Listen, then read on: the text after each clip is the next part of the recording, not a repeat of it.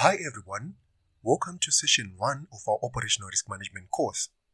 In this session, we are going to look at the historical development of risk, its traditional definition, and the modern day use of the word.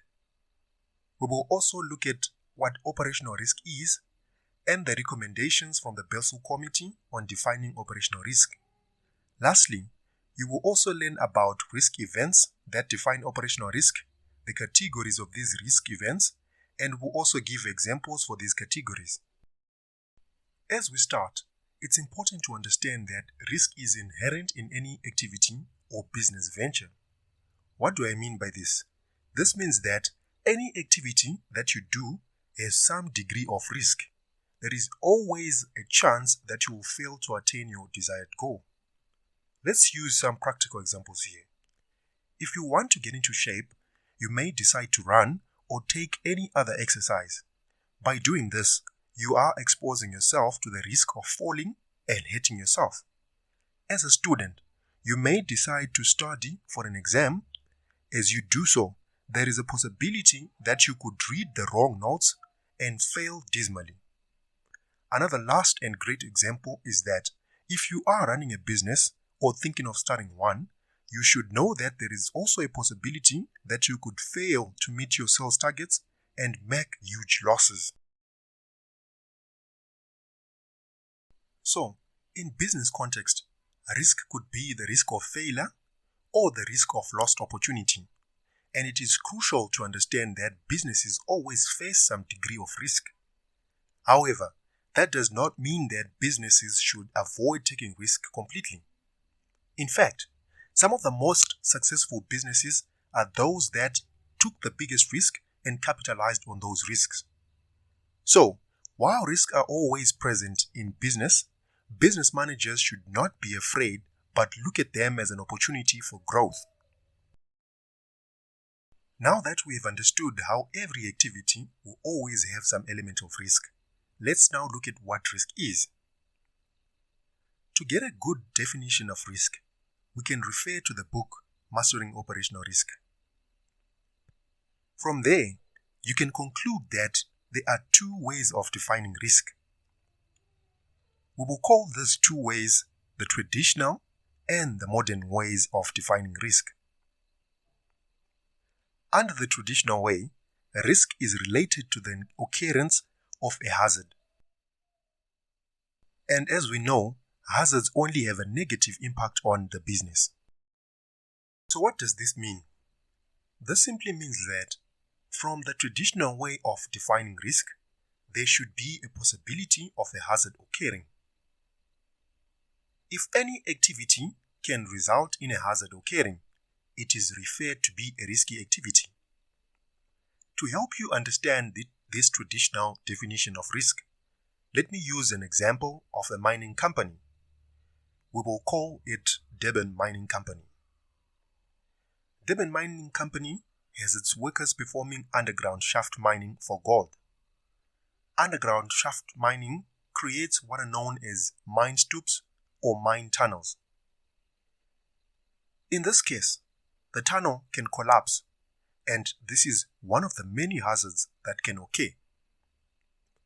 And based on the number of times collapses have occurred, the type of machinery used, the depth of the tunnels, and several other factors, the engineers know the likelihood of these stoops collapsing. Therefore, based on the traditional way of defining risk, only activities like mining were regarded to be risky since they resulted in hazards occurring. However, the term risk has transformed over the years. Today, we use the modern way of defining risk.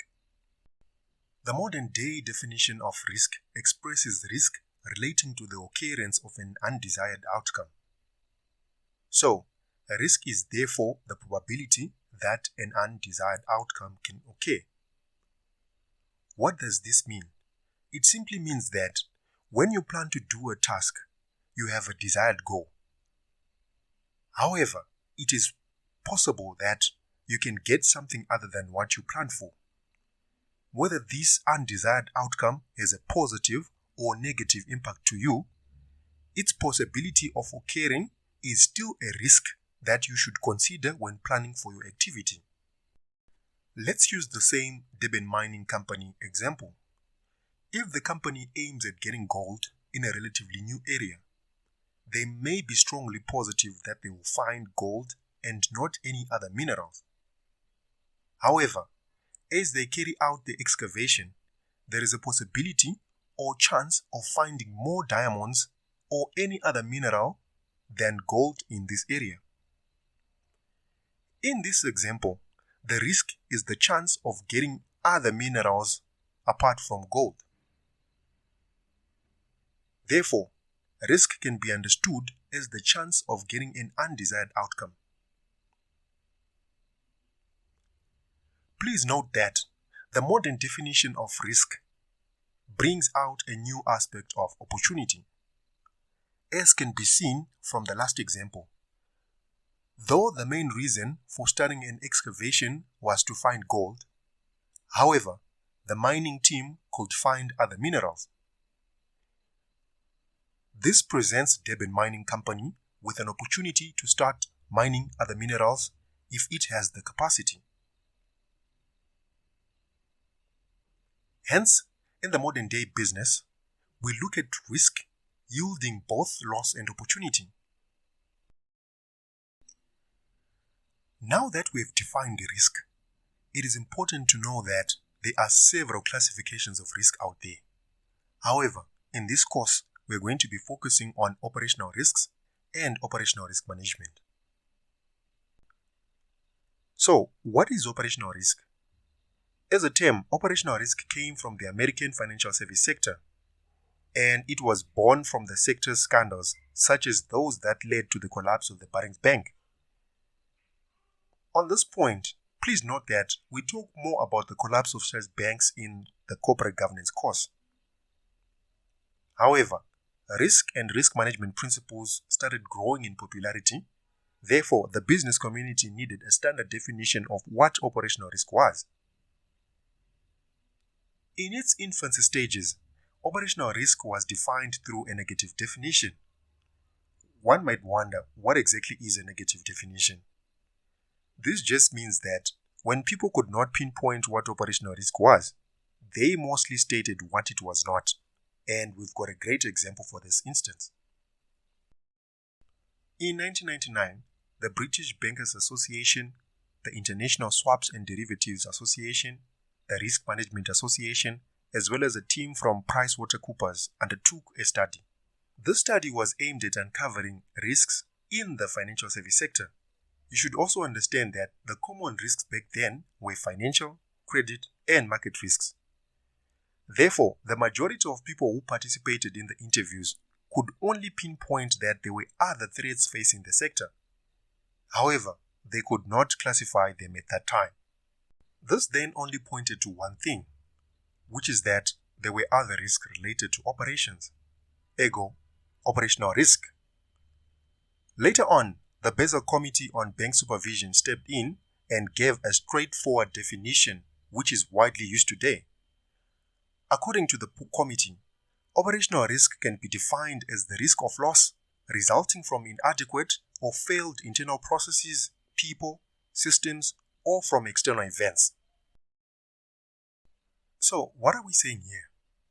From this definition, one can get that operational risk is facilitated or caused by the occurrence of specific events in the company's operations. All of these events fall under those four issues that we talked about in the definition. The first one is people, and the events like fraud, unauthorized activity, losing or lacking competent people, and all of these others stated here.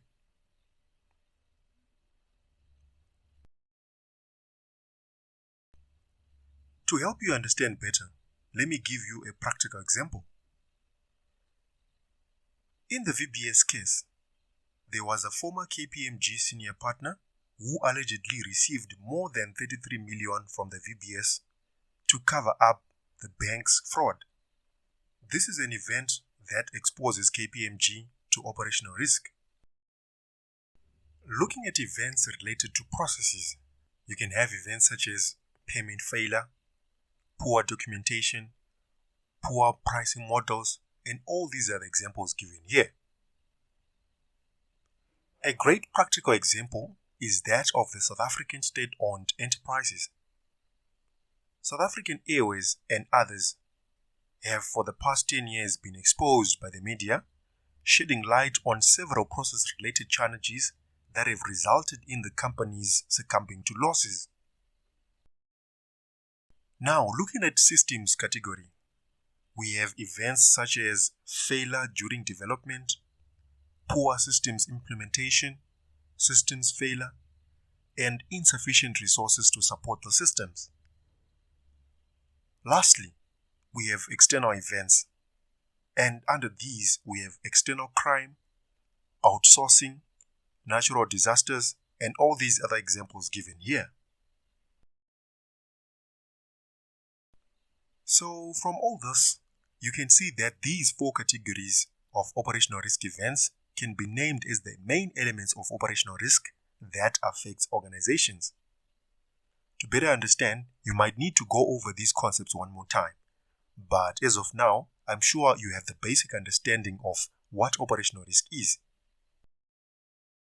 Now that you understand what a risk is, what operational risk is, it is worth saying that in general, operational risk management is the management of these events that result in losses. Therefore, operational risk management entails the ways in which companies identify, measure, and control operational risks.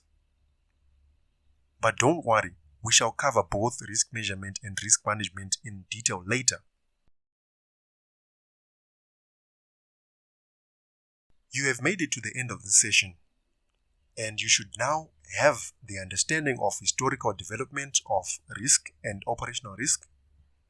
You should now be able to define operational risk based on the Basel Committee's recommendations, and you should also be able to name the various categories of operational risk events and their examples.